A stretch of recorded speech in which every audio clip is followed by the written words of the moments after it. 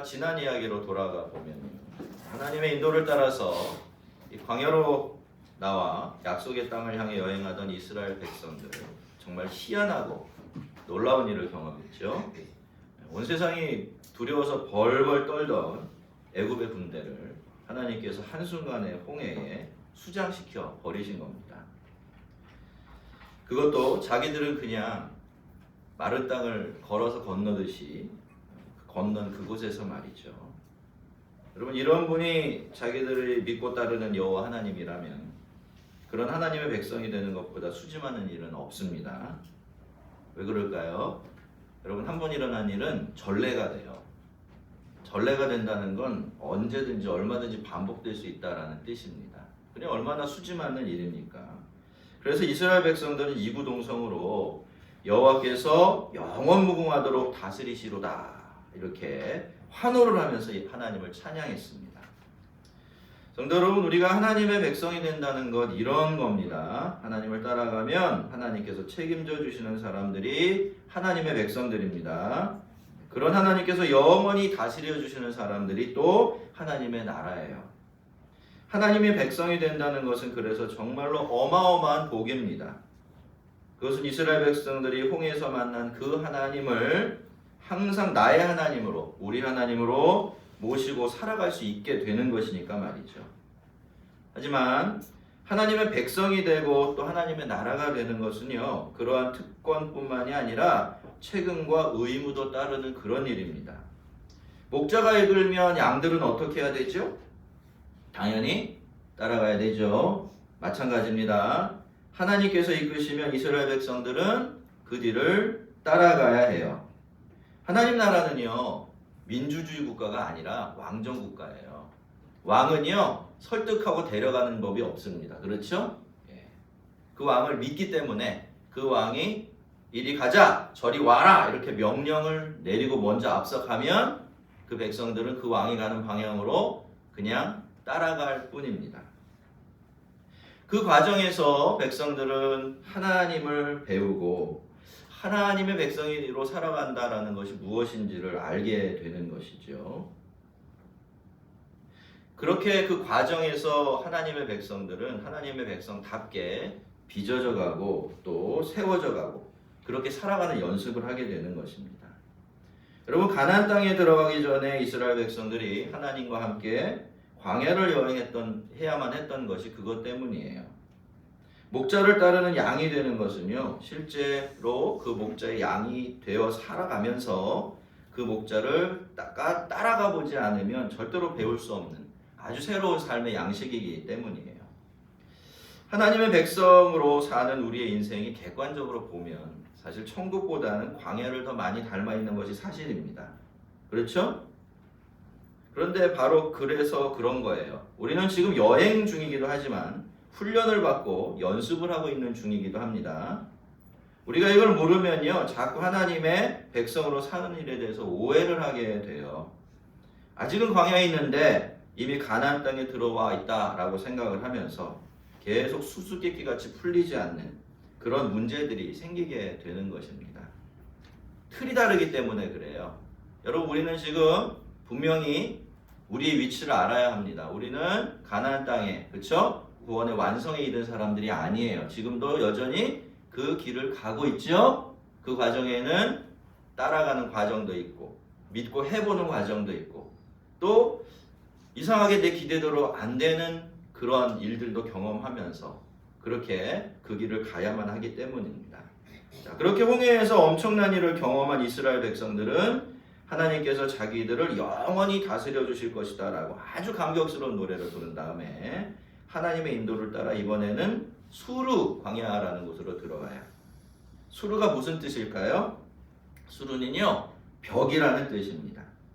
여러분, 이름만 들어도 이 광야가 어떤 곳이 될지 충분히 상상이 되지 않습니까? 그런데 하나님은 그런 곳으로 자기 백성들을 이끌고 들어가 버리신 거예요.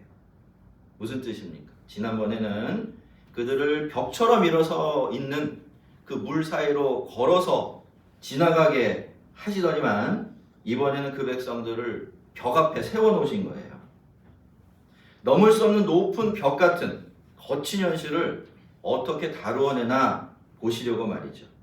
아니나 다를까 그 광야를 사흘 동안이나 걸었는데 그동안 마실 물 발견하지 못합니다. 물론 이게 그 사흘 동안 물 한 모금 마시지 못했다 이런 뜻은 아니에요. 이미 짊어지고 나온 물들이 있었기 때문에 그거 마시고 있었겠지만 그 광야에서 새로운 오아시스를 만나지 못했습니다.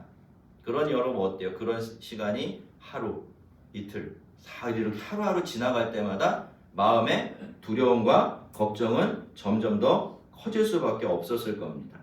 그런데 그렇게 사흘이 지났을 때 이스라엘 백성들은 드디어 물을 만나요. 오아시스를 발견한 것입니다. 할렐루야? 아니죠. 왜요? 그 물은 마실 수가 없었어요. 거기 있는 물은 마실 수 있는 단물이 아니라 마실 수 없는 쓴물이었던 겁니다. 와, 물이다, 할렐루야! 달려가 보니까 어떻게 변한 거예요? 어이구, 못 먹는 물이네? 죄송합니다. 제기랄 이렇게 된 겁니다. 기대와 감사가 금세 이렇게 순간에 실망과 분노로 뒤바뀌어 버린 것이죠. 그러한 쓴물에 대한 반응은요, 금세 백성들의 행동으로 나타났는데요. 백성들은 당장에 그 오아시스에다가 쓰다는 뜻을 가진 마라라는 이름을 붙여줍니다. 무슨 뜻입니까? 저주란 거예요. 너 앞으로도 계속 그렇게 쓴물이나 뱉으면서 영원히 거기 존재하거라 이렇게 저주를 퍼부어버린 것입니다. 그리고 한편으로는 그 모든 원망을 누구에게?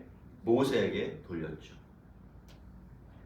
입으로는 우리가 무엇을 마실까? 이렇게 이야기를 했겠지만 속으로는 지난번처럼 하나님은 우리를 죽일 자리가 없어서 여기까지 끌고 와서 여기서 죽이려고 그러시나? 라는 그런 말을 되뇌이고 있었을지도 모를 일이죠. 어떻게 여러분 바로 며칠 전에 하나님께서 행하시는 그런 놀라운 일들을 경험한 사람들이 그 하나님의 인도를 따라서 거기까지 왔으면서도 이렇게 쉽게 다시 무너지고 실패할 수 있을까 싶지만요. 여러분 사실은 그것이 이스라엘 백성들이고 또 사람입니다. 분명히 홍해에서 경험한 일과 지금 당하고 있는 일을 비교해 보면 지금 일은 아무것도 아니죠. 이건 뭐 위기축에도 들지 않습니다. 하지만 여러분 제가 이건 여러분 성도들의 삶을 지켜보고 또 자신의 경험을 통해서 내린 결론이기도 한데요. 여러분 우리가 어떤 큰 위기를 만나고 고난을 만났어요. 그런데 그 위기를 그 어려움을 하나님의 은혜로 믿음으로 잘 극복해냅니다. 그리고 나면 어떤 생각을 하죠? 야, 내가 이것까지 이겼으니까 이것보다 작거나 못한 것은 얼마든지 더 수월하게 금세 이길 수 있을 거야 라는 생각을 합니까? 안 합니까? 안 하시나요? 하게 돼 있어요, 사람은. 예. 근데 여러분 어때요? 막상 닥쳐보면 그렇습니까? 이번에는 내가 정말 시험을 당하자마자 믿음의 칼을 탁 끄집어내고 휙휙휙 다 헤쳐버리고 짜잔 이렇게 할 것 같은데 그게 그렇게 되지가 않는 겁니다. 여러분 우리가 겪는 고난과 시련은 케이스 바이 케이스예요. 더 크고 힘든 일 거뜬하게 겪어냈으면서도 훨씬 더 작고 수월한 일 감당하지 못해서 넘어지고 쓰러질 수가 있습니다. 여러분 인간에게는 이 생사를 넘나드는 고통스러운 대수술을 견뎌내는 일보다 때로는 신발 속에 있는 작은 돌멩이 하나가 더 고통스러울 때도 있는 것이죠. 홍해를 걸어서 건넜어도 마실 물이 없고 마라를 맞닥뜨리게 되는 것은 그것보다 훨씬 더 어려운 시험이 될 수도 있는 겁니다. 제가 이런 말씀을 드리는 것은 여러분이 살아가시다가 이런 상황을 만나거들랑 너무 당황하지 말라는 거죠. 제가 그래 봤거든요. 그 전에 훨씬 더 힘든 일 거뜬하게 넘어갔는데 아무것도 아닌 일 앞에 축 주저앉는 자신을 보면서 사실 그 전에 믿음이 너무나 허무했어요. 그때 그건 뭔가 가짜인가? 자기를 책망하게 되더라고요. 그러나 그게 아니었어요. 제가 오랫동안 신앙생활을 좀 더 해보니까 그게 아니더라고요. 인간이란 얼마든지 그럴 수 있는 거구나 라는 것을 깨달았습니다. 하지만 어떻습니까? 뭐 이유에 어떻건 또 뭐 그 과정이 어떻든지 간에 지금 이스라엘 백성들은 그 시험 앞에서 넘어진 것이 틀림이 없습니다. 그리고 그 이유는 명백하지요. 뭡니까? 그들이 홍해의 경험을 마라라는 문제와 이렇게 연결짓지를 못했던 거예요. 마라는 마라고, 그죠? 홍해는 홍해다. 이렇게 나눠놓고, 물론 일부러 그런 건 아니지만 그걸 연결시켜 놓지 못했던 것이죠. 홍해를 열어주신 하나님께서 지금 자기들을 여기까지 인도하신 그 하나님이다라는 사실을 그들이 생각해내지 못했던 겁니다. 우리가 하나님의 인도를 받아서 광야로 들어와서 사흘길을 걸은 다음에, 그런 다음에 발견한 것이 먹지 못하는 쓴물이라고 해서요, 곧바로 거기다가 저주를 퍼부으면서 마라라고 이름을 붙여줄 필요는 없습니다. 물론 여러분 당장은 실망스럽고 화가 날 수도 있어요. 그렇죠? 하나님을 따라서 왔는데 이게 뭔가 싶어서 허무해질 수도 있습니다. 하지만 그럴 때는 심호흡을 하면서 숨을 먼저 골라야 됩니다. 입을 열어도 먼저 그 감정을 잘 다스린 다음에 입을 열어야 하고, 그런 다음에 움직여야 합니다. 그래야 우리가 입술과 행위로 하나님 앞에서 범죄하지 않을 수가 있는 거죠. 백성이 모세에게 원망하여 이르되 우리가 무엇을 마실까 하매, 24절 말씀인데요. 여러분은 여기서 백성들이 잘못한 것이 무엇인지가 보이십니까? 여러분, 그들이 모세에게 찾아간 것 자체가 잘못은 아닙니다. 그렇죠? 왜? 모세는 엄연히 하나님과 이스라엘 백성들 사이에 중보자이기 때문에 일이 있을 때마다 모세를 찾아가는 것이 맞습니다. 그리고 모세에게 우리가 무엇을 마실까라고 물은 것 자체도 잘못은 아니지요? 백성들의 잘못은 무엇입니까? 백성들의 실수는 뭐예요? 모세를 찾아가고 무엇을 먹을까라고 이야기할 때 그 모든 일들을 원망의 표현으로 했다는 것입니다. 그것이 바로 그들의 실패였고요. 그들이 넘어진 이유였어요. 24절에서 여러분 원망하여만 한번 싹 빼고 보세요. 아무 문제가 없습니다. 그들의 말은 오히려 아주 훌륭한 기도로 변해버립니다. 우리가 없는 것이나 부족한 것이 있어서 하나님께 그것을 구할 때 종종 우리도 모르게 하게 되는 실수 같은 것이 하나 있습니다. 그것은 바로 그런 기도를 하면서 자꾸 하나님을 원망하면서 불평과 불만으로 기도하게 된다라는 거예요. 저도 종종 저도 모르게 그렇게 할 때가 더러더러 있는데, 사실은 많은데 기도를 드리는 그 저의 말투나 마음을 잘 살펴보면 내 기도가 믿음에서 나온 것인지 아니면 원망과 불평에서 나온 것인지를 대번에 알 수가 있습니다. 물론 여러분, 우리는 이런 기도 완전히 없앨 수는 없어요. 이유를 알 수 없는 그 불의한 일들을 맞닥뜨릴 때는 이런 기도도 사실 드려야 하는 것이 사실이죠. 하지만 여러분, 부족한 것이 있고 꼭 있어야 한다라고 믿었던 것이 없다고 해서 항상 그런 식으로 기도해야만 하는 건 아닙니다. 예를 들어서요, 일용할 양식을 없어서 일용할 양식을 구하는데 꼭 하나님, 내 인생이 왜 이 모양입니까? 왜 저 사람은 있는데 나는 없지요? 저 사람은 저렇게 3대가 먹을 걸 싸놓고 사는데 나는 왜 끼니 걱정을 해야 되죠? 아니, 하나님 나를 사랑하신다는데 정말로 하나님 나를 사랑하시는 것이 틀림없나요? 이렇게 기도할 필요는 없다는 겁니다. 언중유골이라고 표현은 점잖게 하지만 그 속에 내 불평과 불만을 실어서 기도할 필요도 없고 말이죠. 여러분, 이게 쉽다고 제가 말씀드리는 게 아닙니다만, 여러분, 물이 없으면 어떻게 해야 돼요? 어떻게 기도하면 되죠? 하나님, 물이 없네요. 어떡하시렵니까? 이렇게 하면 돼요. 그러다가 갔는데 물이라고 얻은 것이 마라예요. 그럼 어떻게 해야 되죠? 말해보세요. 어떻게 해야 돼요? 하나님, 물은 얻었는데 쓴물이네요. 못 먹겠네요. 단물로 바꿔주세요. 이렇게 기도하면 돼요. 여러분, 물론 제가 지금 말씀드리는 것이 간절하게 부르짖어 기도할 필요가 없다는 말이 아닙니다. 간절하게 부르짖어 기도해도 그 기도가 그저 내게 없는 것, 부족한 것에 대한 하나님에 대한 요청에서 머물러야지, 그것 이상 넘어가서 그것이 없고 있음 때문에 그것이 하나님의 어떠하심을 원망하거나 함부로 평가하는 일까지 이어지면 안 된다라는 것입니다. 여러분, 그런 기도가 되면 어떻게 돼야 돼요? 어떤 일이 이루어지죠? 없다고 달라는 기도, 부족하고 채워달라는 기도도 아주 훌륭한 믿음의 표현이 될 수가 있어요. 물론 여러분 어때요? 하나님도 징징대고 원망하고 불평하는 기도보다는 그렇게 드리는 기도를 훨씬 더 기쁘게 들으시고 또 쉽게 넉넉하게 응답해 주시겠지요? 예. 성도 여러분, 하나님께서 하라 하시는 대로 했는데 그런데도 마라를 만난다면 그건 하나님이 실수를 하셨다거나 하나님께서 나를 미워하시고 박대하고 계신다라는 뜻이 아닙니다. 그리고 그것이 끝도 아니고 결론도 아니에요. 그건 그저 우리 믿음을 위한 훈련 과정에서 만나게 되는 일들일 뿐입니다. 가지고 있는 믿음을 사용해서 벽을 넘어볼 기회가 우리에게 주어진 거예요. 그러니 없고 부족한 것들 앞에서 원망하고 불평하고 좌절할 이유가 없는 겁니다. 성도 여러분, 우리는 아직 우리의 약속의 땅에 들어와 있지 않습니다. 우리는 지금 계속 여행 중이에요. 광야를 여행하고 있습니다. 그것도. 그래서 때로는 우리의 삶이 메마른 사막같이 되기도 하고 쓴물을 만나게 되고 뭐 그러는 것이죠. 우리가 하나님의 백성으로 살아갈 때 이 사실을 늘 기억하고 있어야 합니다. 자, 그 원망을 들은 모세는 하나님께 부르짖습니다. 그랬더니 하나님께서는 아무 말 없이 이렇게 손가락으로 바닥에 떨어져 있는 통나무 하나 가르치셨습니다. 모세는 그 통나무를 그저 그 오아시스 안에 던져 넣었죠. 자, 모세는 여기서도 다시 한번 부르짖었지만요.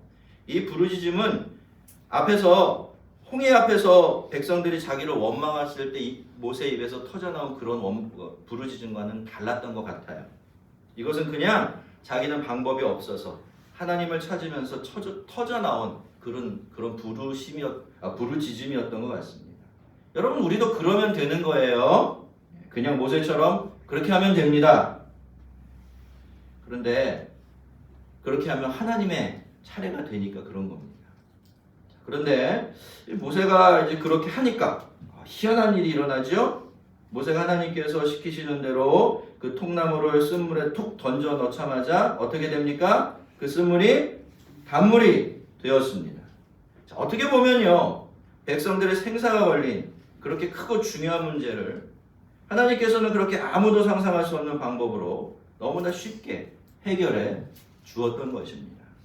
그런데 성도 여러분, 우리가 알다시피 이 일은요, 하나님께서 그저 이스라엘 백성들을 다시 한 번 더 도와주시고 공경에서 건져주셨던 은혜로운 사건만은 아닙니다. 이 사건의 진짜 의미는 다른 데 있습니다. 백성들을 수르 광야로 이끌어 들이신 분이 누굽니까? 하나님이시죠. 자, 사흘 길을 가는 동안 물 없는 곳만 피해 다니면서 이렇게 물 있는 곳 피해 다니면서 인도하신 분이 누구세요? 그것도 하나님이십니다. 그리고 사흘 만에 단물이 아니라 쓴물을 만나게 하신 분도 역시 하나님이세요. 물론 그 문제를 해결해 주신 분도 하나님이시지만 말이죠. 아마 이스라엘 백성들이 그 문제에 대해서 그런 식으로 반응하지 않고 믿음으로 반응했고 또 그랬다면 더 좋았겠지만 중요한 것은, 정말로 중요한 것은 그런 게 아니었습니다. 이 사건 자체는요, 그저 하나님께서 이스라엘 백성들을 교육시키고 훈련시키기 위해서 사용하신 도구이고 환경이었기 때문에 그렇습니다. 첫째로 여러분, 하나님은요, 무엇보다도 자기 백성들이 그들의 하나님을 제대로 알고 있기를 바랬습니다. 어디서나 답이 되어주시는 하나님의 능력뿐만이 아니라 하나님이 자기 백성들을 얼마나 사랑하시는지 또 얼마나 세심하게 챙겨주시는지를 분명하게 알게 되기를 바라셨어요. 그래서 하나님께서는 이 마라 사건을 통해서 하나님께서 시작하시는 일은 반드시 하나님께서 책임지고 마무리한다라는 사실을 아주 압축적으로 보여주신 것입니다. 왜요? 그래야 하나님을 믿을 수 있고 앞으로 하나님을 따라갈 때 조금 마음에 안 드는 부분이 있고 조금 이해할 수 없는 부분이 있고, 그렇죠? 조금 힘든 부분이 있어도 그래도 하나님의 뒤를 따라갈 수 있다는 건 하나님께서 알고 계셨기 때문입니다.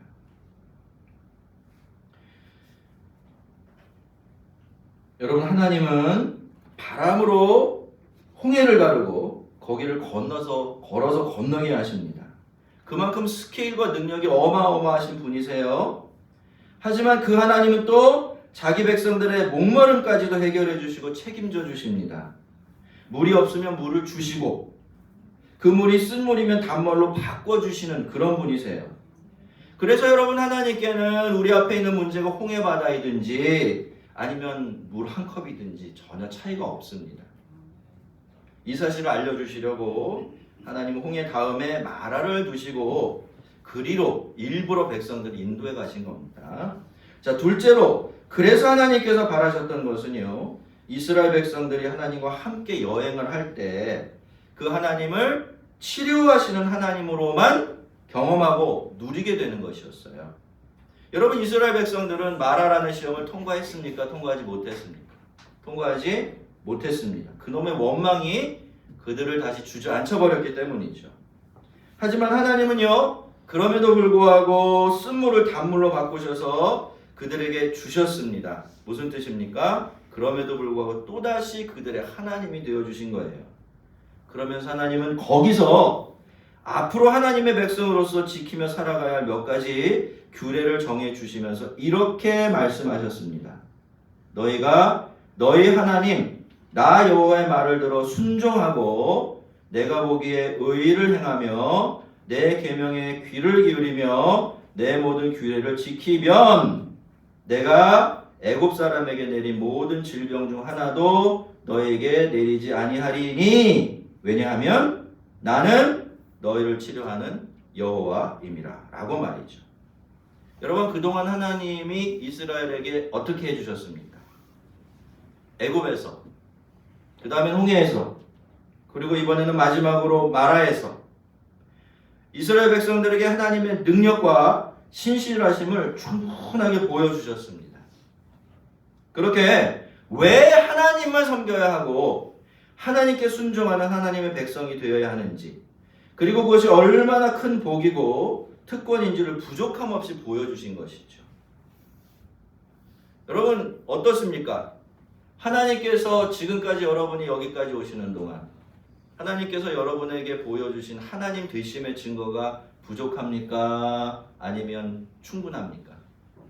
충분하십니까? 충분하시다고 생각을 해요? 예. 진심으로? 진심으로 그렇죠.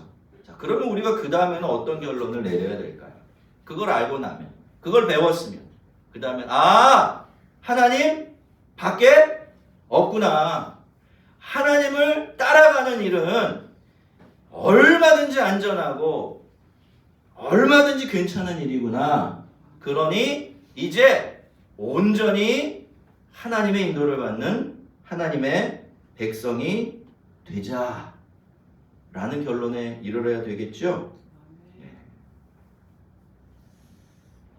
그렇게 함으로써 하나님을 경험하되 그 어떤 다른 하나님이 아니라 치료하시는 여호와 하나님으로 모시고 살아가겠다라는 그런 결단을 좀 내려야만 하는 것입니다.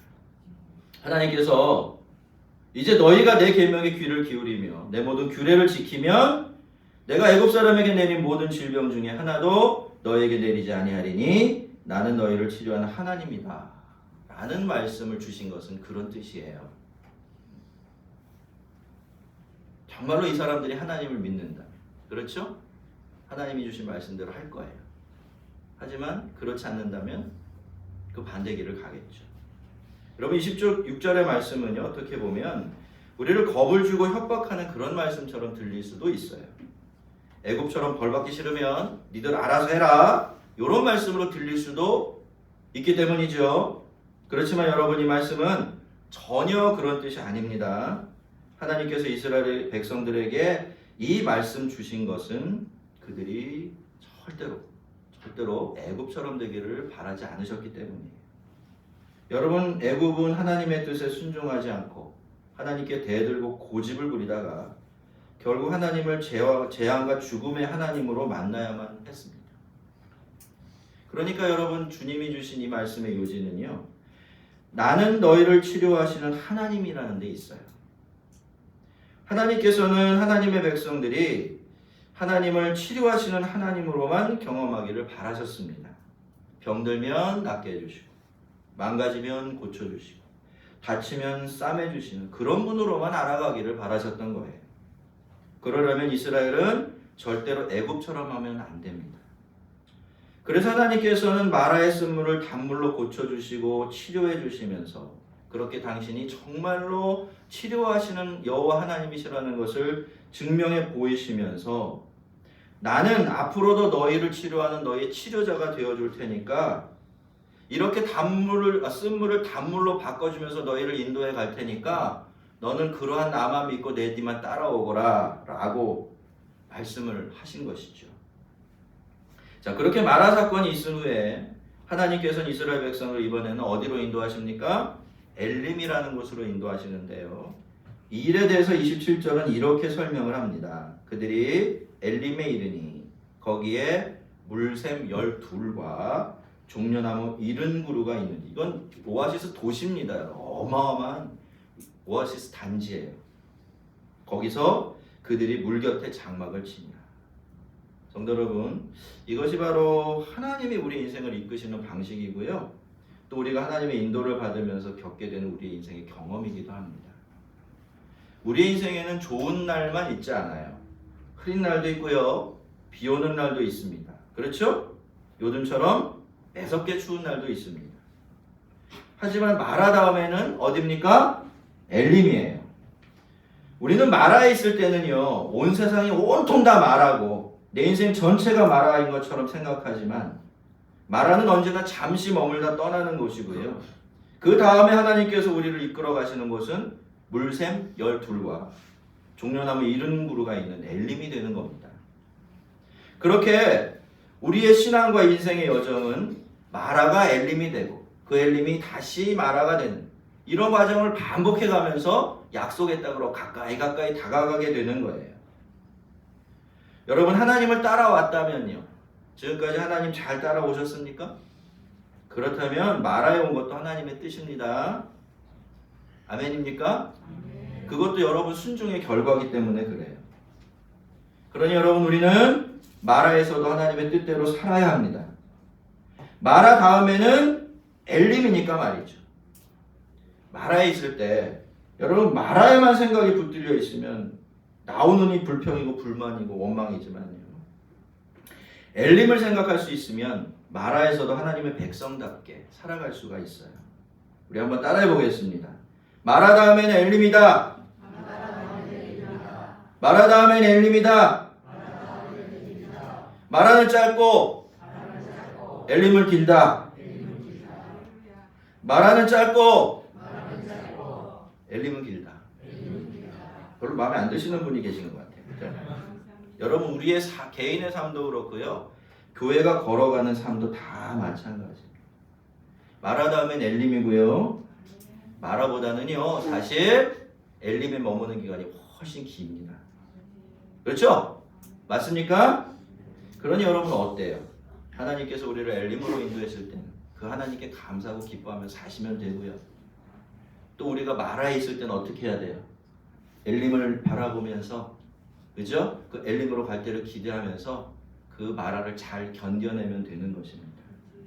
그것이 우리가 믿음을 지키면서 하나님과 함께 이 광야를 온전하게 여행하는 방식이기 때문이죠. 여러분, 하나님은 마라에서도 하나님이시고요, 또 엘림에서도 여전히 하나님이십니다.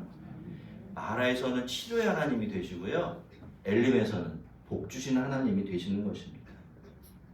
언제나 우리의 완전한 목자가 되시고 또 치료자가 되어주시는 하나님을 따라서 이 믿음의 복된 여행 계속하고 또 잘 마무리하는 우리 모든 하나님의 백성들 되기를 주의 이름으로 축원합니다.